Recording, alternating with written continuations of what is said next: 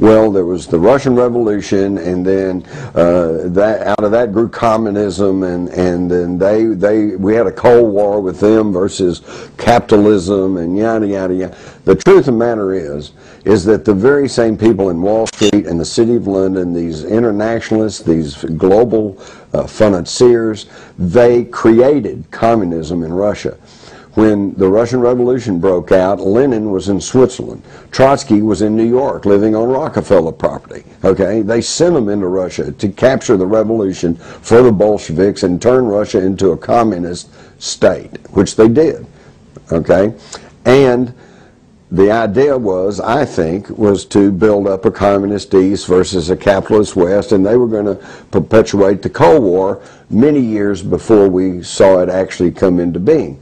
But the problem was it threatened to get out of hand. There were strong communist parties in France, England, Italy, Germany, even the United States.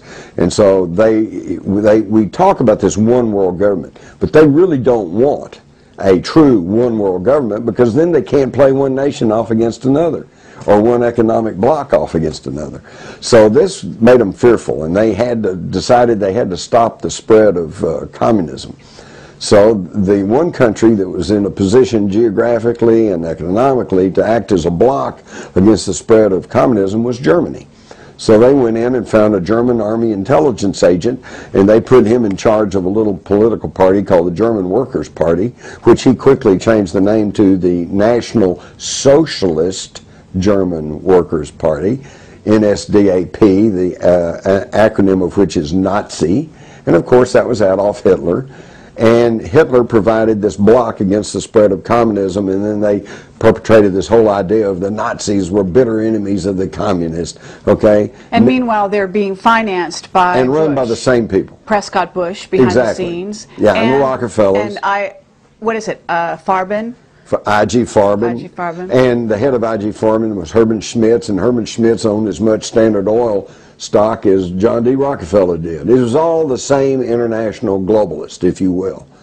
Now the problem is that Hitler got too strong, and the Germans were a little too efficient, and they overran Europe. They were moving into North Africa, they were pushing into Russia, taking over Norway, and were threatening Britain, and now all of a sudden it looked like they were going to have a one world national socialist system. Well, they didn't want that either, but mostly they didn't want Germany in charge of the world economic order, because this had been the purview of the City of London, those bankers with the Bank of England, and their Wall Street compadres, okay? So at some point, even though they had created Hitler, put him into power, financed his rise, they turned against him, and that's when we had World War II. And they managed to stop Germany, push it back, and yes, we defeated Germany in World War II, but we didn't defeat the Nazis, because the Nazis were still much in power, and they cut deals. They swapped their exotic technology, their rocket technology, their energy manipulation technology, their mind control technology, chemical and technology, and pharmaceutical technology to the United States in exchange for immunity. And we brought them in over the war, and in the late 40s and early 50s, John J. McCloy, who had been head of National City Bank, which was one of the largest lenders of money to pre-World War II Nazi Germany, was made High Commissioner of Germany, and he pardoned thousands of unreconstructed Nazis, brought them over to the United States. His protege was Allen Dulles, who then was head of the CIA for many years, and under Dulles he whitewashed their backgrounds and put these Nazis into our military-industrial complex, and that began the National Socialist infiltration of the United States system. Yeah, and the question has always been, how did the Nazis get so far ahead of us in science? Exactly. They were broadcasting the 1936 Berlin Olympics over television. In fact, by the end of the war, they had television-guided missiles. Holy cow, we didn't know that. And there's good reason to believe they actually possessed and had tested a nuclear weapon.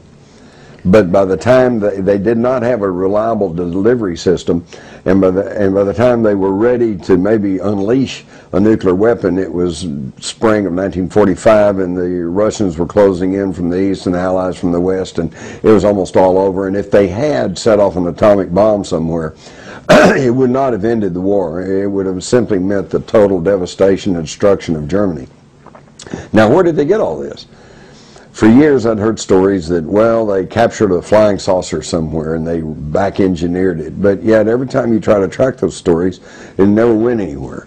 And I am now of the opinion, based on information that I have now and based on documentation that has come out of the old Soviet Union now with the collapse of communism, that the Germans had their own remote viewers.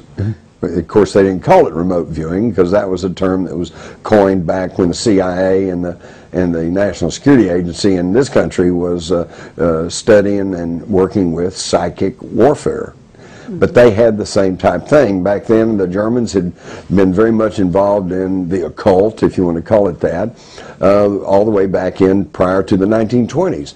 And they would have seances, and they would have all of these channelings, or whatever you want to call it. But at the bottom line of it is what we call remote viewing. It was the use of these psychic abilities. And the Vril Society, wasn't it? The Vril Society, and this was largely based on the philosophies of Madame Blavatsky and her Theosophical Society. They were heavy into that, and of course Hitler was put into power with the help of the Thule-Gesellschaft, or the Thule Society, which was an occult society made up of some of the wealthiest and aristocrats there in Germany, and industrialists. And they were big into this stuff, into spiritualism, I think is what they called it back then.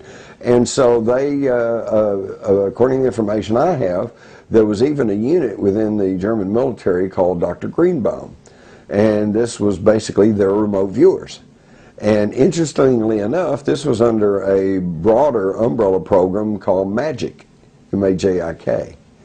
And that's really interesting because, as you well know, the Majestic 12 or Magic 12 that's always talked about in the UFO literature being the people at the top who are in charge of the secrecy over UFO technology was MAJIC 12 to begin with, which is the anglicized version of MAJIK, the German version. And I'm wondering if perhaps when we brought their mind control experts and their pharmaceutical experts and their rocket scientists all over here after the war, if we didn't bring some of their psychic scientists too.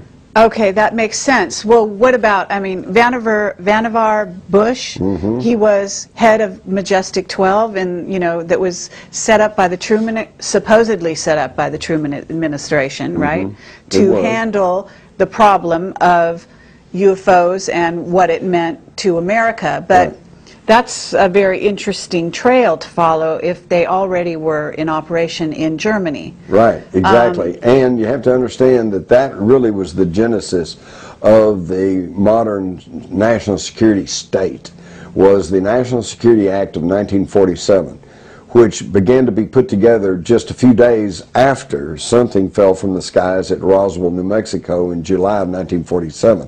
And by August, they're cobbling together quickly this National Security Act, and in September they actually held President Truman, delayed him on the tarmac there at National Airport when he was trying to get home to visit his dying mother, so they could rush on board and get him to sign this National Security Act of 1947. Why the rush? Well, because they had to get control over all of this information. And what the National Security Act of 1947 did was create the CIA, and also change the name of the Defense Department, War Department, to the Defense Department, a little public relations move. And but also in there, and what has been little noticed, was the creation of the National Security Council. Well, by very definition, that's in charge of anything that has to do with national security. UFOs, national security. Nazi infiltration, national security. High technology, national security. And since the National Security Council, and we hear this all the time, almost any time that we've gone to fight some brush fire war and the Iran-Contra scandal, and on, it's always the National Security Council that's involved. And yet, I bet you virtually no one listening knows who is the National Security Council. Well, I'll tell you, it's 4 people. It's the President, the Vice President, and the Secretaries of State and Defense. 3 of those are appointed by the President. So by signing the National Security Act of 1947 into law, we basically set up a dictatorship, because the President is now in charge of everything that has to do with national security, and this bypasses Congress and the news media and the public.